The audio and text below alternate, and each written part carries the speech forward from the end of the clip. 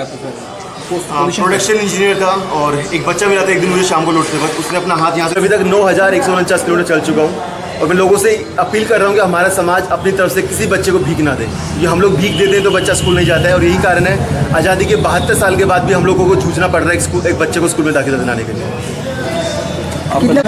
ये 21वां स्टेट है। अभी तक मैं जम्मू, हिमाचल, पंजाब, हरियाणा, राजस्थान, गुजरात, दमन, दीव, सिलवासा, महाराष्ट्र, गोवा, मध्य प्रदेश, उत्तराखंड, यूपी, बिहार, सिक्किम, असम, अरुणाचल प्रदेश, मिजोरम, नागालैंड, मणिपुर और अभी त्रिपुरा के अंदर। पूरा कि पैदल ही चला? पूरा पैदल चल रहा हूँ। 9149 चल चुका हूँ। आखिरी अंतिम पड़ाव इसका अब्दुल कलाम आज़ाद सर के घर पर ही रहेगा, क्योंकि ये उन्हीं का विजन था कि 2020 तक हर बच्चा स्कूल होना चाहिए।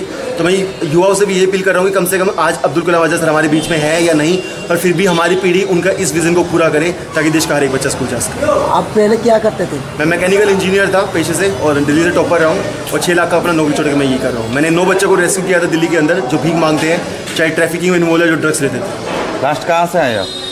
लास्ट मेरा मिजोरम था। कितना दिन लगा है आने में? मैं डेली 30 से 40 किलोमीटर चलता हूँ। रेस्ट डिस्टेंस में हाई चाइल्ड लेता हूँ बीच में। डिपेंड करता है मौसम क्या है, क्लाइमेट क्या है, सारा सब कुछ। कितना दिन लगा है आने में? 2 दिन। आपका खर्चा पानी कैसा चलता है? मेरे 2 फ्रेंड IAS ऑफिसर है जो पर्सनल फ्रेंड है, तो अभी सारा खर्चा मेरा फाइनेंशियल मेरा सब कुछ देखते हैं। आपका नाम क्या है? आशीष शर्मा। कहाँ का रहने वाले? दिल्ली।